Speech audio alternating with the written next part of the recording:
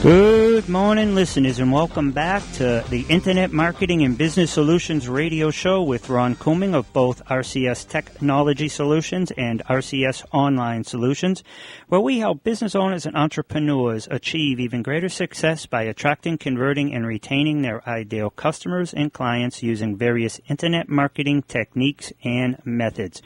Today, this is going to be part 2 of an interview with Alec Stern. We are blessed to have a truly extraordinary entrepreneur with us. So part 1, we went over Alex's bio in depth, as well as some marketing and sales differences and how to create success by understanding the fundamentals of both and how to target your audience and listen to your audience and the benefits of trying it, testing, and tweaking. So what I'd like to do is I'm going to read just a tiny bit of Alec's bio and then go right back into the interview. Part 1 will have an extensive breakdown of his bio, but so just a little bit, just in case people didn't hear part 2, but if you look below in the descriptions when you see this on the interview, you will see a link to part 1. So I'm just going to read a brief part of his bio. Alec Stern is the CEO and co-founder of Point2Point Global. Alec has more than 25 years of experience as a founder and hypergrowth agent for companies across industries, including Constant Contact. Alec is the primary member of Constant Contact's founding team as one of the original 3 in an attic, and was with the company for 18 years from startup to IPO to a $1.1 billion acquisition as CEO and founder of international shipping and logistics provider Point2Point Global.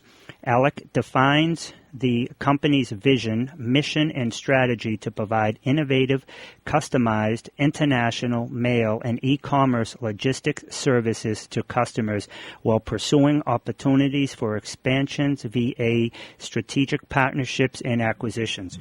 Alex's resume is extremely extensive and just amazing, but you can go back to the first part, and also I'll have it in the description. But Alex, are you with us still, brother? Yes, sir. Excellent. If we can, what I'd like to talk about a little bit now, if there's something else you want to cover before, that would be great. But if we could we move a little bit into, when I've heard you speaking on the stage several times across the country at Secret Knock and several other Powerteam International, City Summit, City Gala, Habitude Warrior Conference, and I saw you at Harvard speaking. You have what's called Pillars to Achieving Startup and Small Business Success. You're welcome to talk about anything, but if we could talk a little bit about that, I think it really would be beneficial for the audience. That sounds great. Happy to do it. Excellent. Yeah, so the Pillars to Achieving Success is a talk that was born out of just my own experience. I've had co-founding or being on the early founding team of several companies with 3 acquisitions and 2 IPOs. So it's a little bit broader than just a specific experience, but a lot of this also tied into sort of the early days and I guess lessons learned at Constant Contact, and now Point2Point Global with a 2, Point2PointGlobal.com, and sort of the others as well. So to just take a stab at this, I'll touch on some of the pillars. We don't have a ton of time, but I'll give you a taste of some of these, and which I think just it really applies to sort of any business of any size. And so the first one is, I'll usually ask an audience, so show of hands if you're driving, keep them on the wheel. But what's that one core thing that you're doing in your business? Does anyone know, do you know what that one core thing is, or are you doing a lot of things? And when I ask that, usually about 5% of the hands go up. If I could see you now, it's probably about the same. It seems to work every time. But 5% of the people really know that one core thing. Because if you know what that is and you actually nail that one core thing that you're going to do for your product or your service and offering it to your customers, then that leads to a lot of things. It leads to you getting feedback. It leads you to getting some case studies and success stories. You getting that feedback lets you build and iterate the product to what they want. You start selling the product, so you get revenue. Once you get revenue, you can go and start to potentially, feed a marketing engine. You can hire people. So there has to be sort of that one core thing. Most of us are wide-eyed once we know you have to know your target market. That's another one. Oftentimes people just don't know exactly the target market and being specific. If I say small business is the target market, if I went around and asked several of you, we get different answers for what does small business mean in terms of size of the business, number of employees, revenue, and so forth. Also our offering. Some will say, well, my offering to my customer is $20 a month, or it's a $100,000 enterprise solution. Some of these things don't apply to the S in small business or the V in very small business. Some of these would be more mid-size and higher. And so it's really understanding kind of that. Once you know that target market, you know what that one core thing is, then you have that chance of success. From there, you can go and do the other things that you're wide-eyed to want to offer your customers. When we started Constant Contact, if I had a bicycle wheel, every spoke on the wheel was another idea we had to help small businesses. And in our case, it was the V in very small business. 70% of Constant Contact customers had 10 employees and less, and 20% had one employee. So really small businesses on Main Street in any Main Street around the world. And so know that core thing, kind of nail that core thing. If you look at lanes of a highway, you're on a specific lane in a highway, and you sort of stay the course. You might shift lanes. You might get off the highway and come back on. If you're learning that there's a bigger opportunity sort of adjacent to that or what have you, you might actually switch highways and pivot. But at the end of the day, you're going to know what that one core thing is. And, of course, once you nail that, then you'll have success to then do other things that would be adjacent to the core, and even some things that are unrelated. We see businesses today, even large companies, that Nike started with sneakers. Well, now they're doing golf clubs, golf balls, everything you can imagine, cleats, things that were different from sort of that core and totally unrelated. But it takes time to get you there, and so think about what's your one core thing and figure out how you're going to nail it. Then the next thing is, where is your target customer hanging out? When you look at your target audience, for example, if you're selling to small businesses, pretty hard to go door to door around the Main Street around the world to get to those small businesses.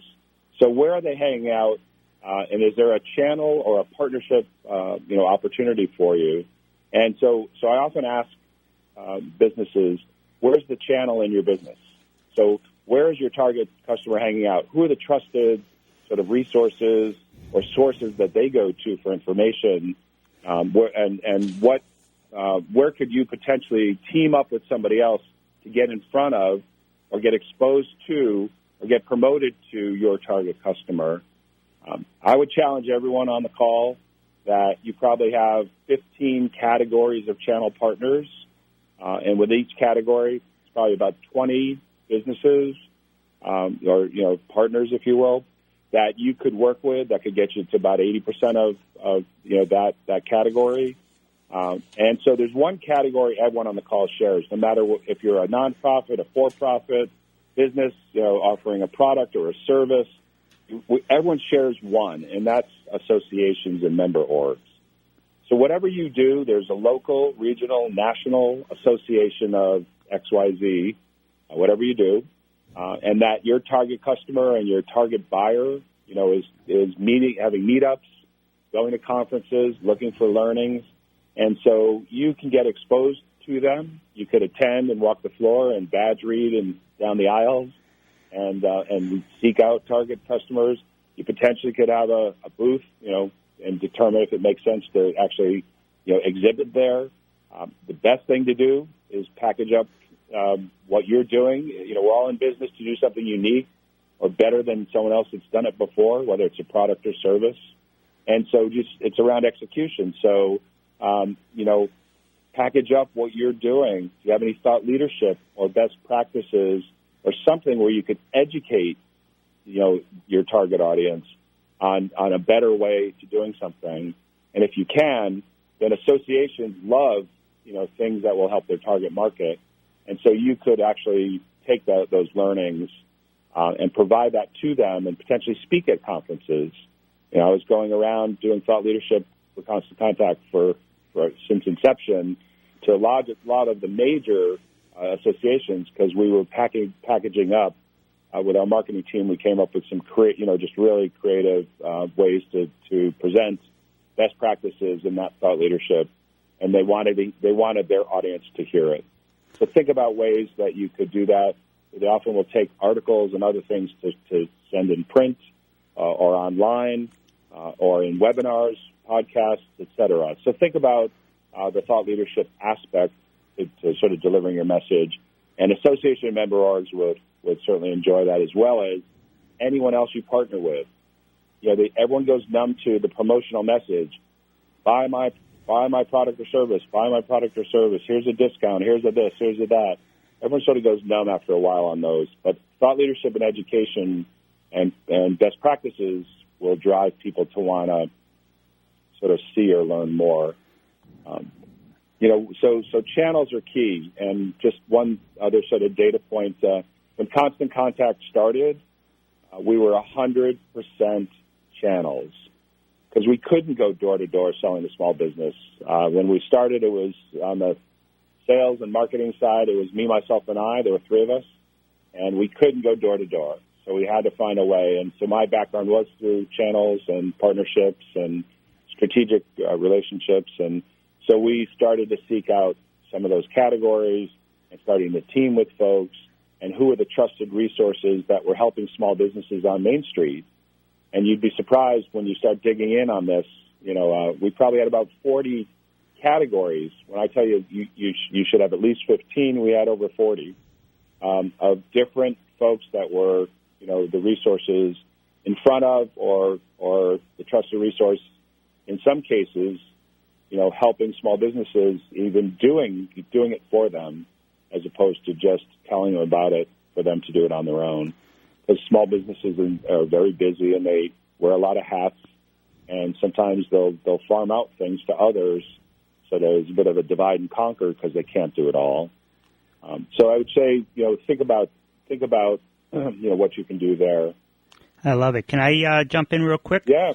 Just to tie it in, I think, and because what you're saying is huge, but there may be some listeners who might need just like a little bit of a tie-in. So the tip one with Nike, when you obtain a customer, I once heard that AT&T spent $400 to obtain a customer through their marketing. I'm sure that was years ago, and I'm assuming that's a correct number. But once they got a client, in addition to them getting the phone service, they would buy the phones, they would buy add-on services. So to bring it kind of home, let's say an example of this would be, in my business, like we create websites almost at cost, but then we have that add-on service of the SEO or the social media, those add-on services. So if a business owner is, if they have a business, whatever they can, once they've gotten that particular client, they've already built a rapport with them. So if they had an add-on service, which I don't want to use, I get an upsell or a downsell, something else that they can provide that person that ties in to the original core offer, that's kind of like what your first pillar was about. Yeah, so you're going to come up with that first thing you're going to nail, right? So you start to get your customers, and then of course there's always cross-sell, upsell, and other things. But what you just said, if we unpack it, there are a couple things. That's one thing. What's your core thing you're going to offer? So you can start making your sales, get your feedback, get your customer success stories, iterate further to make the product better, the messaging, and so on. Get all those learnings, and then of course revenue, which drives all the things that I mentioned. So once so you're going to do that, and then now you have your customers are growing, and then of course you can think of things that are adjacent to your core that don't take a lot to sort of create, that you can then cross sell or upsell, your client to your clients to take on more services. That's a little bit different than kind of the other point you made, which is kind of what's your cost of acquisition, or how much does it cost you to acquire that next customer? And there's a lot of things that go into that. Some of those are easily measured online, for example, where you can measure things like if you pay per click and sort of some of the things you mentioned of some of the services I know you provide clients. Those are measurable to figure out what those costs are. There's also a lot of offline things that we do in business that we should also measure. So just a quick example.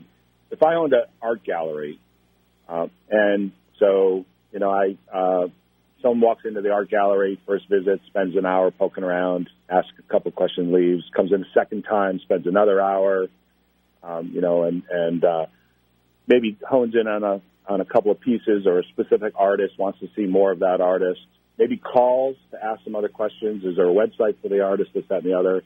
Spend about 30 minutes on the phone. And then maybe comes in that third time and actually buys a painting. Now, if you value your time at $100 an hour and they came in those 3 hours plus the half hour on the phone, that's $350 worth of cost that you invested in that person. But they bought a $1,000 painting, which means you've made $650. So your cost of acquisition $350, and they bought the painting for the $1,000. So you profit of $650 roughly. I mean, this is just simple math. Now that person puts the painting up in their home. Friends come over for dinner. Another friend sees it, loves it. Where'd you get it? Goes over to the gallery. First visit, trusted friend said, love the gallery. They were great. Great service. Love this artist. There's so many other amazing artists, whatever it may be. They walk in and buy a painting. First visit. So you spend $100 and they bought a $1,000 painting. So your cost of acquisition collectively was $450, and now you've made $1,550. Don't try to check the math if you're driving. So $1,550 is sort of the profit, if you will. And maybe a third person does something. So then that's sort of what's the lifetime value of a customer. So in this case, they're referring others, and so you could say, well, start to figure out, it takes me this much time on an initial sale, this much time maybe on a follow-on sale, and that person brings me 3 people, and you start to see sort of the lifetime value and cost of acquisition and some of the other sort of metrics that you might start, measuring with your business. And these are really important things. For example, if you were not in the gallery as the owner and you're telling your staff, hey, listen, it takes on average 3 visits, plus a phone call, on average about 3.5 hours. When the person comes in the second time, you don't have someone, which I've seen often when I've done this, going looking around, in galleries and so forth. The person working there is on their phone behind the desk, is him again, and just doesn't engage.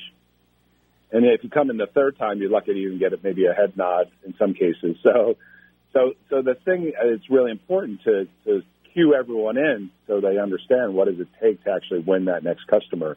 And these are offline things that you have to think about. How do you measure those? Plus anything you've done online that's easily measured in terms of, paid services. So you broke sort of 2 things that are really important to be measuring.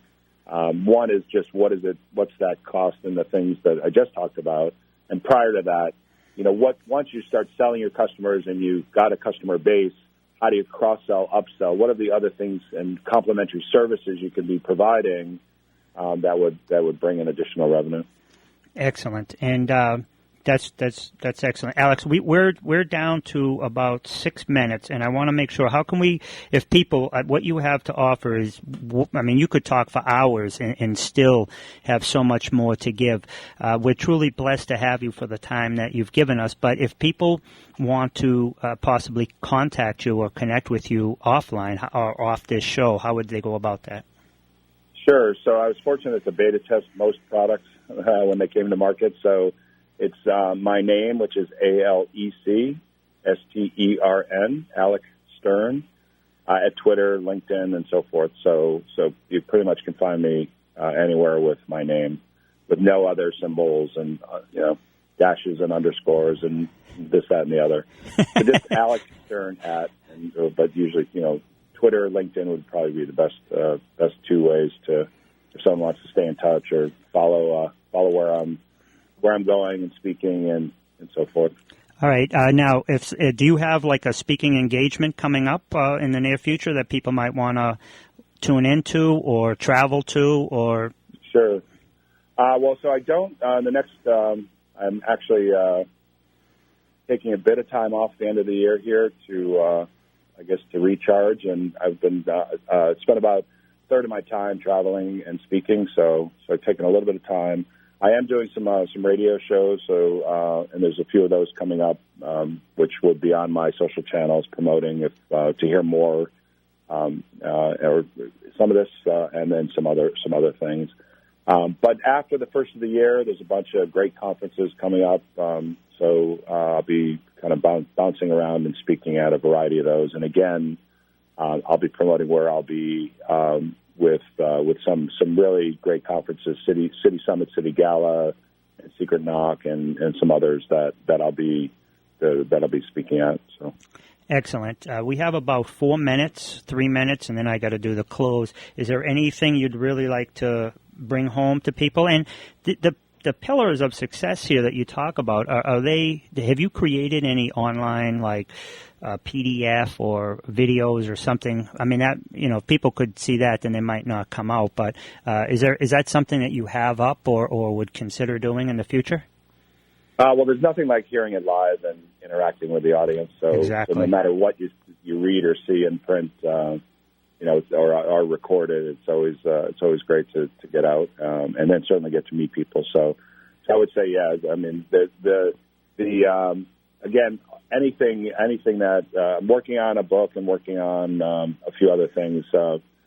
But all the stuff that I'm doing, it's getting posted and shared, and so if someone wants to watch it at their leisure, at home, they can. And I'll also talk about where I'll be delivering it live. But stay tuned for a book. Now that I'm saying this publicly, it's forcing me to get pen to paper. So nice. I'll say it again. I am working on a book, and now where's the paper and pen? Yep. So I've got the framework of the pillars and sort of expanding that into a book, and it's in the works, but not available yet. And that is, I would like to let the people know again, one, that's like the law of intention and law of attraction. You've stated it. Now you got to manifest it, brother. That's right. That's right. I just want to let the listeners know again, you've gotten some tremendous information here, and there's so much more to get from Alec Stern or to listen and learn. Please contact him, AlecStern, Twitter, Instagram. Are you on Instagram? No, I have not done Instagram yet. I do it through Bandit_Stern. So my dog is much more famous than I. So nice. He's on Instagram. So, and I do post some things there, but I'll get there one of these days. But right now it's Bandit_Stern, STERN.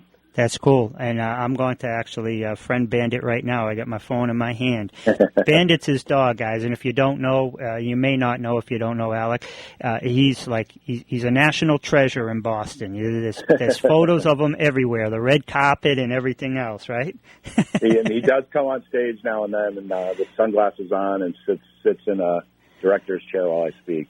Yeah. So it's, people get a kick out of it. Of course, when I do bring him, no one hears a word I say, and the wheels come off. They just want to take photos of him, and so. But he does come out now and then, and he is being asked often to come with me. So I do bring him now and then. Excellent. It's unfortunate we got a hard close in like 90 seconds, 60 seconds. So I just want to remind everybody that this episode, as all episodes, are archived on WCAP 980's website. Couple of days I'll have the clips up, as well as YouTube under my account, Ronald Couming, as well as my websites, rcstechnologysolutions.com. Please reach out to Alec, ALEC, Stern, STERN, at Twitter. And you've been listening to the Internet Marketing and Business Solutions radio show with Ron Couming, where we help business owners and entrepreneurs attract, convert, and retain their ideal customers and clients using various Internet marketing techniques and methods. Have a great week, everyone.